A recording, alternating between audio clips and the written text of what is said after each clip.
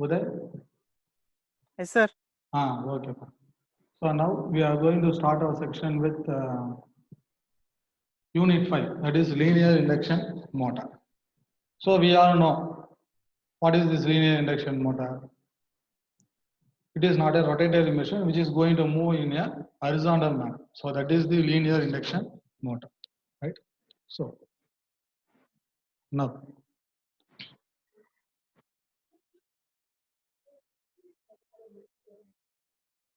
and now what are the application in this linear induction motor? So the application in the linear induction motor is a high-speed ground transportation system, sliding door system, pullers, and high-speed trains. So why we are going for high-speed train means the reason here is if the speed of a machine should be around 300 kilometer per hour, right? So in that case, if it is a rotatory machine, the rotatory machine will slip from its actual position. So in order to overcome this, we are going for a linear motors. So that's the reason why we are going for linear motors. Now coming to the induction motor. So the conventional is a rotatory machine. The conventional is a rotatory machine. And the existing now, the advanced machine of the rotatory machine is the linear induction motor. So in case of linear induction motor, what we are going to do here is we are just cutting a piece at the top and we are expanding it and we are expanding it on the either side so that it what happens, it behave as a linear machine. So in order to know more detail about the linear machine, we are going for this lecture, this video. Right? Uday, can you able to see this working with slide? Yes, sir. Ah. But not playing, sir. No, now only I am going to play. See here. Okay, sir.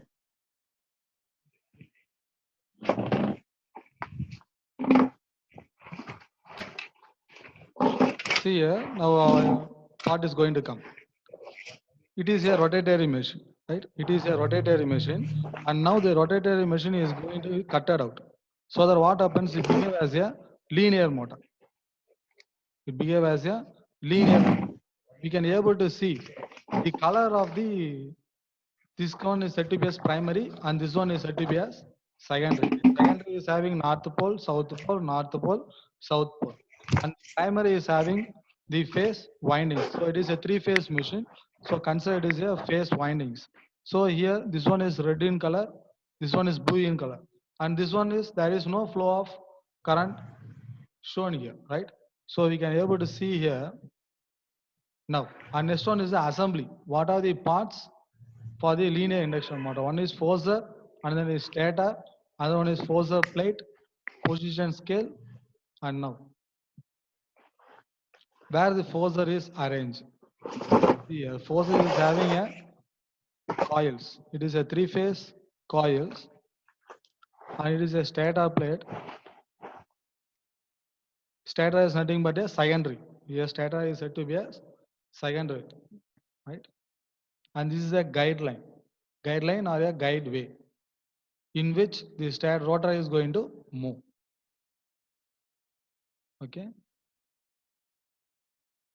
And it is also having a position sensor such that in order to estimate the rotor position. Okay. Okay. Now, if you want to go deeper, with this working for a better understanding, if you see this video, we can able to see how the current is flowing here. So this is a conventional machine where it is rotating, and now see here in this portion there is a waveform will come now at the bottom section. If you see this waveform at the bottom section, you can able to see the working of the machine exactly, right?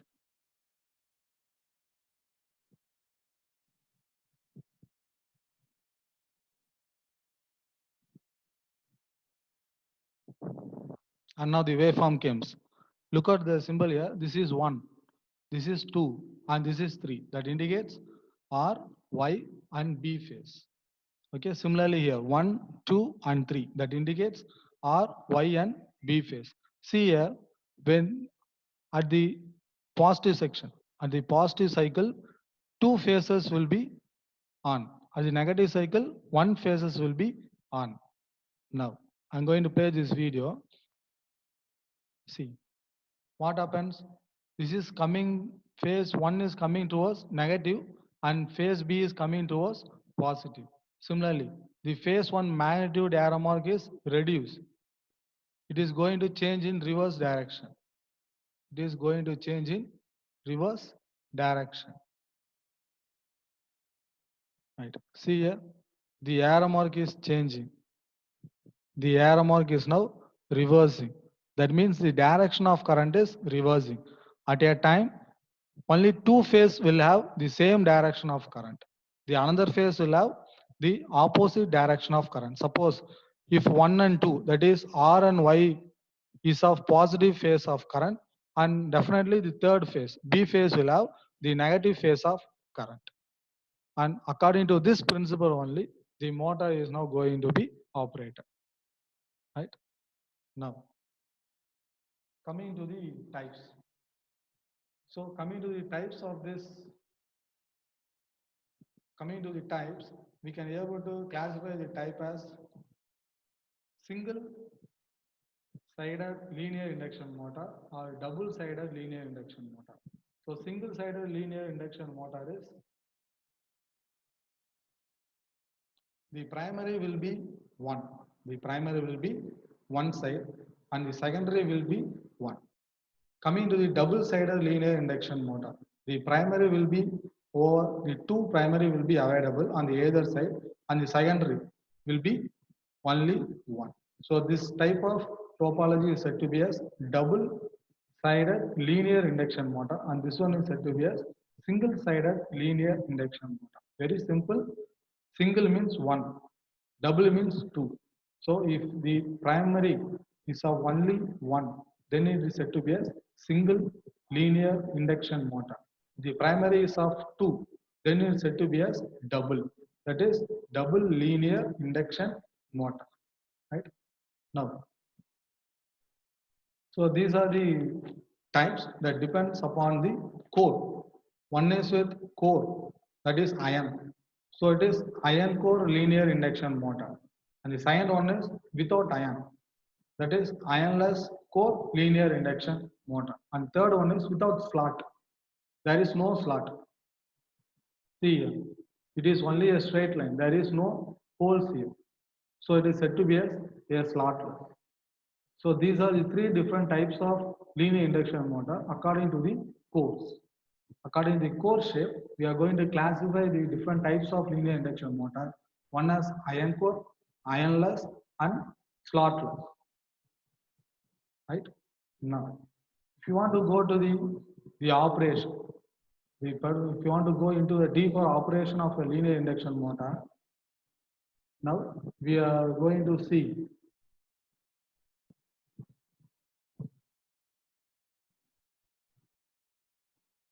now consider this one as a primary. Consider this one as a primary. Now I'm going to draw a primary circuit. So I'm going to draw a primary circuit. And this primary will be having the windings. Right? I'm going to consider, since it is three phase, I'm going to consider three windings. And then I'm going to draw the secondary. I'm going to draw the secondary. So this one is said to be as the secondary. Right? And now if it is, so this one is said to be as a single sided linear induction motor, and this secondary will have a aluminum bar, and the secondary will have a aluminum bar. Or if you want to get a high power density, we will be having a magnet. Right?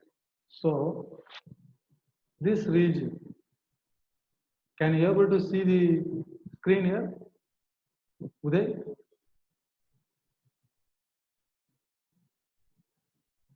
Yes, sir. What is there in the screen? I just drawing something, correct?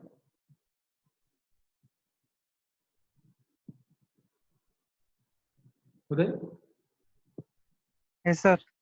I am drawing The some. motor, Okay. I am drawing. Okay. Now, red and blue color. okay. Now, if it is the case, so this one is said to be a single-sided linear induction motor. That is SLI. Now, if you go for a double-sided linear induction motor, then I am going to have another primary here. So this is primary one and this is primary two, which is having the another conductor. Now, how this windings are arranged? How these windings are arranged? Now I'm going to explain with a single sider. Now, if it is a north pole, if it is a north pole, and automatically here it will be south pole, right? It is a north pole. Just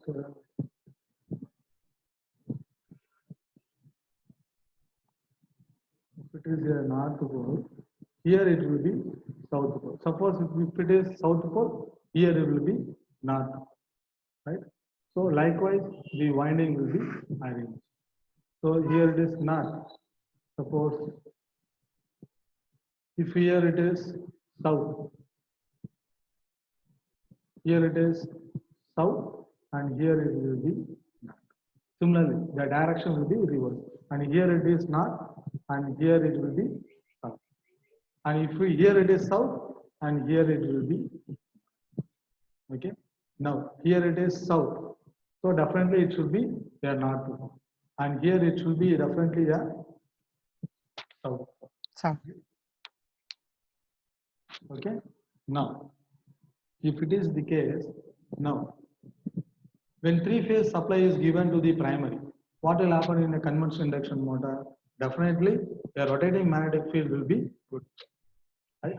So, according to the rotating magnetic field, the water is rotated, then it is rotated in a circular manner. Now it is a linear induction. So now I want to produce a torque in a form of linear. So I just make a stator in the form of linear, and now the torque will be produced in this direction. So this is the direction of torque, right? So now, if you want to go with more deeper and deeper with this analysis, so this part is very important. That is the rotor part, and this rotor part is very much important in order to understand the working of this evolution of torque. So if you want to go with more deeper, then what we are going to do here is we are going to see what is happening inside the secondary. So this is primary, first primary, and this is second primary, right? And this is secondary, right? So now, when current is moving, so this is the direction of current here, right? And this one is the direction of current. And the current is moving in this manner. Now again current is coming down, reverse.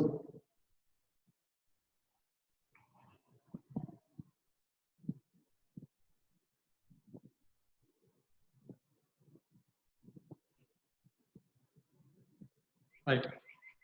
And now again, so it forms as a closed loop. So now if you see here, what happens? There is some another possibility also.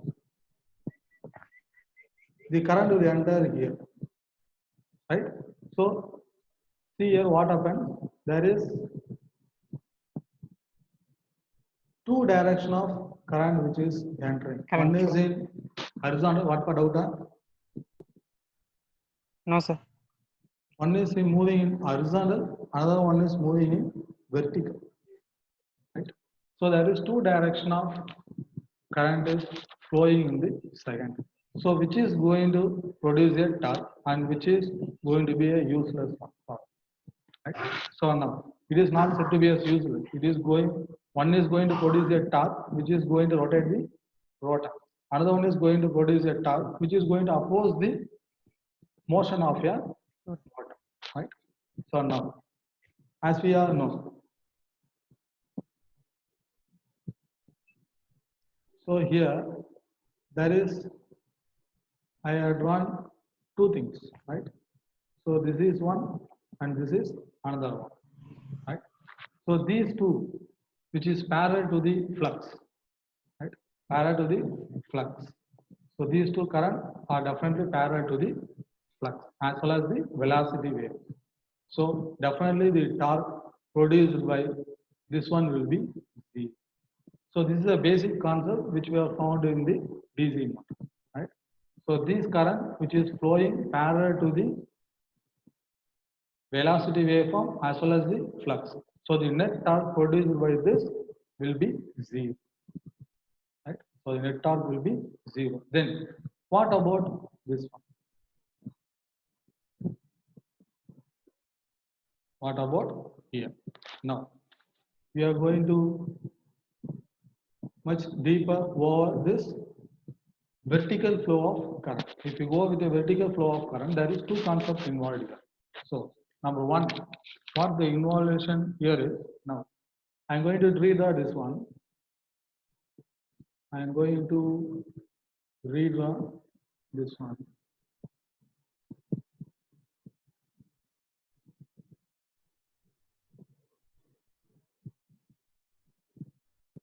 Now, so what I'm going to do here is, I'm going to draw only the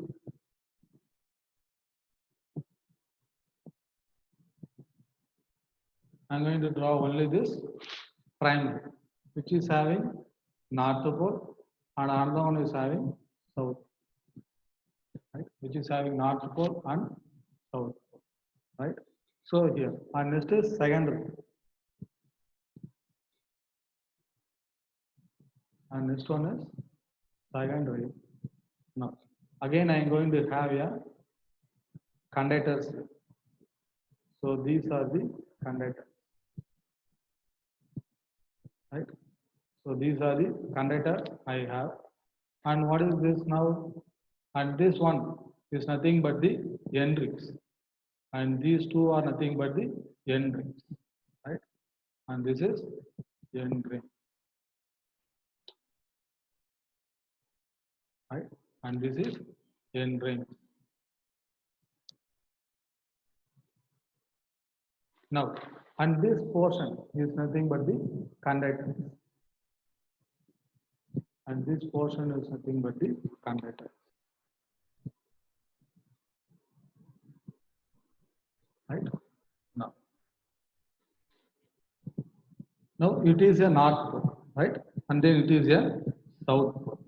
Now the direction of current which is involving in the north pole, with the effect of north pole, will have the upward direction, which is in the influence of north pole, will have the upward direction. Suppose if it is a south pole, and then the direction of current will be reversed. So this concept you have to understand. So one is north pole. If it is a north pole influencing the secondary, the current direction will be towards the north. And then if it is south pole, the direction of current will be away from the south, right? So these two concepts are very important for the understanding of this. Right? Now, already we discussed the current which is flowing here is not going to utilize for the motion of the conductor because the net torque will be zero since it is parallel to the flux as well as the direction of velocity waveforms. And now, which is in opposite to the direction. Now again, going into this conductor, going into the conductors, I'm clearing everything just for deeper understanding. And now, consider the secondary alone for better understanding. secondary alone I am drawing here, right? Now there will be a, okay, I will draw the primary also. So this is some conductors available here, and there is some conductors, right? There is some conductors available here, and now what happens due to the current is traveling here, so the flux is moving towards the secondary. So automatically what happens, and EMF will be increased, and EMF will be increased, and then due to this, a circulating current will be flow in the secondary. So a circulating current is flowing in the secondary. Now this is the circulating current that is flowing in the secondary. Right? Now, coming to the direction of the current here. Coming to the direction of current, this is moving upward. This one is moving upward. This is moving upward. What happens here? This is moving downward. This is moving downward. Here it is downward. And here it is moving towards the motion. And here it is moving away the direction of motion. Consider the motion is in forward direction, that is towards the right side. Right. Now if you go on closer, there is two direction of circulating current is available. One is parallel to the motion. One is parallel to the motion, so definitely the torque evolved here will be 0. The other one is perpendicular to the motion. So this is current, this is the circular current which is going to produce the torque. This is going to produce the torque, that is the required torque. So since it is a linear motion, we should not say as it is a torque, it is a force. It is a force. So now we are going to say this torque as force for linear motor. Right? Now if we go deeper on with this vertical direction of current, now I am going to draw only the secondary. Now I am going the circulating current.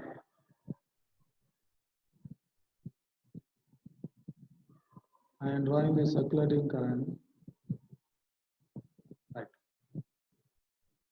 Now I am going to draw only this vertical direction of current.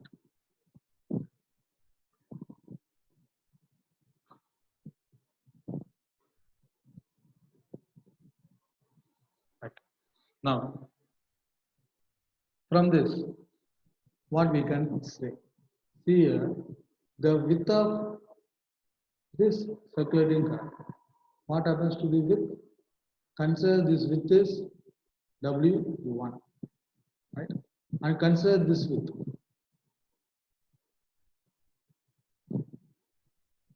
And this width consider to be as width 2, right? And consider this width. Take it as a width W3, right? So what happens to the width? The width is, for the outer circulating current, the width is higher. If it goes on inner, the width tends to be reducing. The width of the is reducing. The width W1, W2 and W3.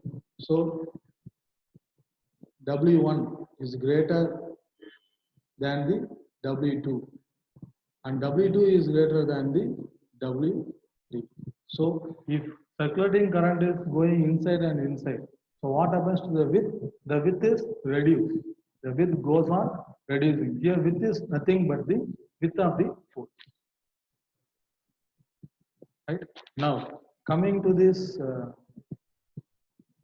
what is the necessity? If width reduces, what is happening? Here it is a linear motion. So coming to the circular motion, what is the equation for speed? N equal to 120 F divided by P. So this is the equation for a circular induction motor, right? If it is a linear induction motor, it is not depending upon the number of poles. It is not depending upon the number of poles. The velocity is equal to